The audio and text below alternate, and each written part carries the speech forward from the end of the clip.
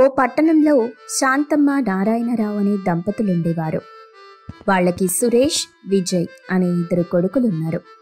ఇద్దరూ ఉద్యోగాలు చేస్తూ స్థిరపడిపోయారు. దాంతో శాంతమ్మ దంపతులు వాళ్ళకి పెళ్లి చేయాలనుకుంటారు. అందుకు వాళ్ళని అడుగుతారు. ఒరేయ్ సురేషు, విజయ్, మీతో మాట్లాడాలిరా, ఓసారిలా రండి. తొందరగా చెప్పమ్మా, ఆఫీస్కి టైం అవుతుంది. మరేం లేదురా, మీరిద్దరూ పెళ్ళిడికొచ్చారు, సంబంధాలు చూడమంటారా?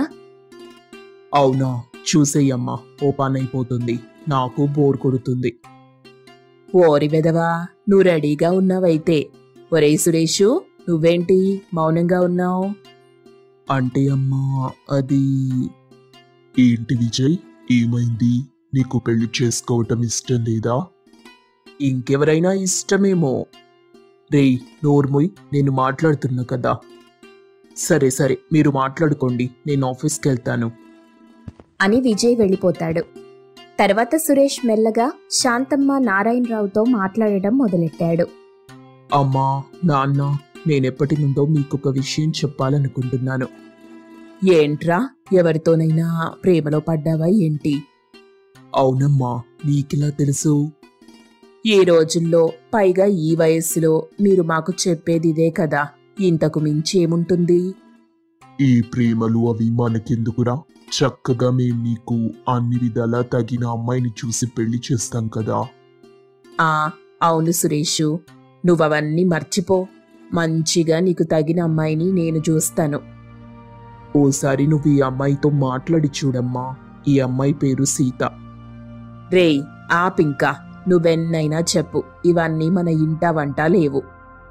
అమ్మా, వాళ్ళకి చాలా ఆస్తుంది, కట్నం కూడా మనం ఎంత అడిగితే అంతిస్తారు. అనగానే ఒక్కసారిగా శాంతమ్మ మాట్లాడటం ఆపేస్తుంది. ఆస్తి మీద, కట్నం మీద ఆమెకి బాగా మక్కువ. దాంతో వెంటనే సంబంధానికి ఒప్పుకొని సురేష్కి సీతనిచ్చి పెళ్లి చేస్తుంది. ఒరేయ్ సురేషు, భలే అమ్మాయిని ప్రేమించావురా. డబ్బే కాదమ్మా, సీత కూడా చాలా మంచిది. నిజమే నిజమే.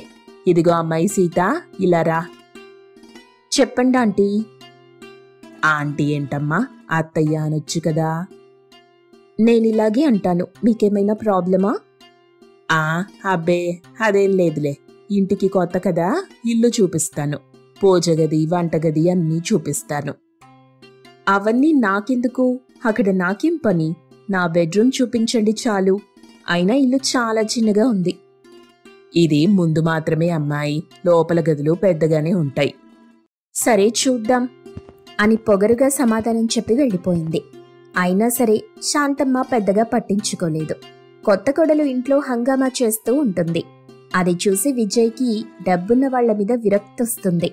తన స్నేహితుడు కిషోర్తో, ఒరే కిషోర్, నీకు మంచి సజెషన్ ఇవ్వనా? నువ్వు మంచి సజెషన్స్ కూడా ఇస్తావేంట్రా? డోర్ మూసుకొని చెప్పింది నువ్వు. రేపు నువ్వెప్పుడైనా పెళ్లి చేసుకుంటే మాత్రం మధ్యతరగతి లేదంటే పేదింటమ్మాయిని చేసుకోరా. డబ్బున్న వాళ్ళని అస్సలు చేసుకోవద్దు. ఏంట్రోయ్, ఉన్నట్టుండి హితబోధ చేస్తున్నావు? అదేరా, మొన్న మా అన్నగాడు బాగా డబ్బున్న అమ్మాయిని ప్రేమించి పెళ్లి చేసుకున్నాడు.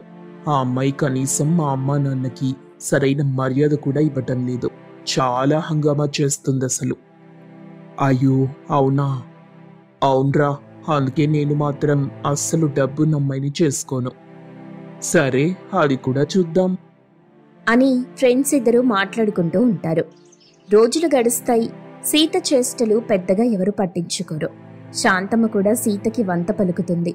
కొన్నాళ్లకు శాంతమ్మ, ఏవండి, మన విజయ్కి ఒక మంచి డబ్బున్న అమ్మాయి సంబంధం వచ్చిందండి. అవునా? ఎవరా అమ్మాయి? మన సీత దూరపు బంధువంట. తనే చెప్పింది, బోలెడంత కట్నం ఇస్తారంట. డబ్బున్న అమ్మాయిని సీతని తీసుకొచ్చాం. కనీసం ఆ అమ్మాయి ఇంట్లో కోడలిలా ఎప్పుడైనా ప్రవర్తించిందా? అబ్బా, వాళ్ళు అలాగే ఉంటారులే. ఏమో, నాకైతే ఈ సంబంధం వద్దనిపిస్తుంది. మా వాళ్ల తరపున ఒకళ్ళున్నారు, కట్నం అది పెద్దగా ఇచ్చుకోలేరు గాని అమ్మాయి మాత్రం చాలా పద్ధతిగా మనవాడికి తగ్గినట్టు ఉంటుంది. అదేం లేదు, వాడు నా కొడుకు, పట్నం అమ్మాయినే చేసుకుంటాడు, పల్లెటూరు అమ్మాయిని చేసుకోడు. సరే, అది కూడా చూద్దాం అని వాదులాడుకుంటారు. ఇంతలో విజయ్ అక్కడికొస్తాడు. తనకి అసలు విషయం చెప్తారు. దాంతో విజయ్, అమ్మా నాన్న, మీ ఇద్దరికి నేనొక విషయం చెప్పాలి. ఏంట్రా, నువ్వు కూడా మీ అన్నలా ఎవరినైనా ప్రేమించావా? అమ్మాయి ఆస్తిపరురాలైతే ఇంక నాకేం అవసరం లేదు. అది కాదమ్మా, నాకసలు డబ్బున్న అమ్మాయి వద్దు. అది చూసావా, వాడు నా మాటే వింటాడు. అవునమ్మా, నువ్వేమైనా అనుకో, నేను నాన్న చూపించిన అమ్మాయినే పెళ్లి చేసుకుంటాను. ఒరేయ్ పిచ్చోడా, నీ అన్నగాడు డబ్బున్న అమ్మాయిని చేసుకుని ఇంటికి గౌరవం తెచ్చాడు. నువ్వు కూడా అలాంటి వాళ్ళని చేసుకుంటే బావుంటుంది. అమ్మా, గౌరవం అంటే డబ్బుతో రాదు, మనసుతో వస్తుంది. నాకు కావలసింది సంస్కారం, సహనం. సరే, నీకు నచ్చితే చేసుకో, కానీ తర్వాత నన్ను తప్పు పట్టకూడదు అని అక్కడి నుండి వెళ్ళిపోయింది శాంతమ్మ. నారాయణరావు చెప్పినట్టుగానే తన దగ్గర బంధువులలో సుశీల అనే అమ్మాయినిచ్చి విజయ్కి పెళ్లి జరిపిస్తాడు. సుశీల ఇంటికొస్తుంది. శాంతమ్మకు, సీతకు సుశీల అంటే చిన్న చూపు.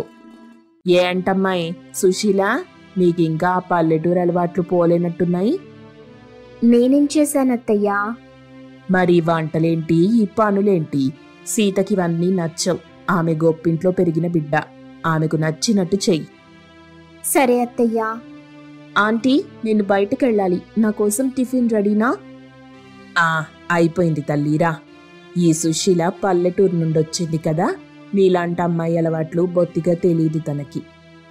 ఈ చిన్న కుటుంబం వాళ్ళు ఎప్పుడూ ఇంతే, మనలా డబ్బున్న వాళ్ళు కాదు కదా. నిజమేనమ్మాయి అని సుశీలని దెప్పి పొడుస్తూ ఉంటారు. సుశీల మాత్రం ఈ విషయం ఎవ్వరికీ చెప్పకుండా మౌనంగా ఉంటుంది. ఓ రోజు కోడల్ని చూడ్డానికి ఇరుగు పొరుగు వాళ్ళు వస్తారు. ఏంటి శాంతమ్మ, ఇప్పుడు బాగా విశ్రాంతి తీసుకుంటున్నట్టున్నావుగా?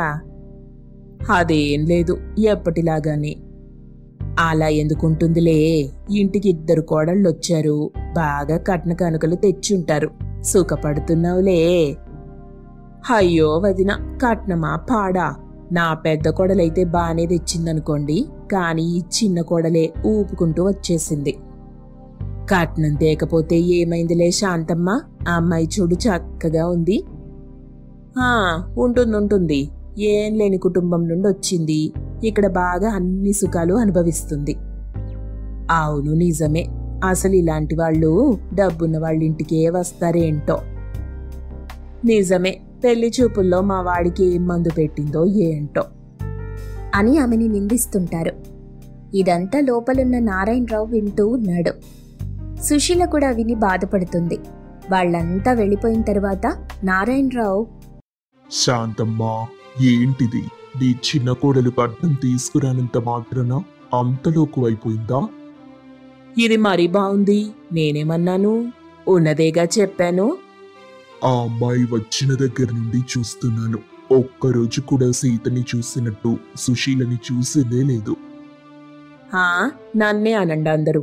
సీత అంటే గొప్పింటి నుండి వచ్చిన అమ్మాయి, కాస్త గారాబంగా పెరిగింది కదా అని కాస్త ఎక్కువగా చూస్తున్నానంతే. ఏదో ఓ రోజు నీ తప్పు నువ్వే తెలుసుకుంటావు చూడు. మీ తప్పులు కూడా మీకు గుర్తొస్తాయి, చూస్తూ ఉండండి అని ఇద్దరూ గొడవ పడతారు. దాంతో శాంతమ్మకు సుశీల మీద ఇంకాస్త కోపం పెరిగింది. సీతకి ఈ విషయం చెప్పింది. మరుసటి రోజు ఇద్దరూ సుశీల దగ్గరికి వెళ్ళి, అసలు నువ్వు ఈ ఇంటికెందుకొచ్చినట్టు? నువ్వు రానంత వరకు ఈ ఇల్లు చాలా ప్రశాంతంగా ఉంది. ఎప్పుడూ నాతో గొడవ పడని మా ఆయన నీకోసం నాతో తగువ పెట్టుకుంటున్నారు. ఈ మధ్య తరగతి వాళ్ళు ఎప్పుడూ ఇంతే ఆంటీ.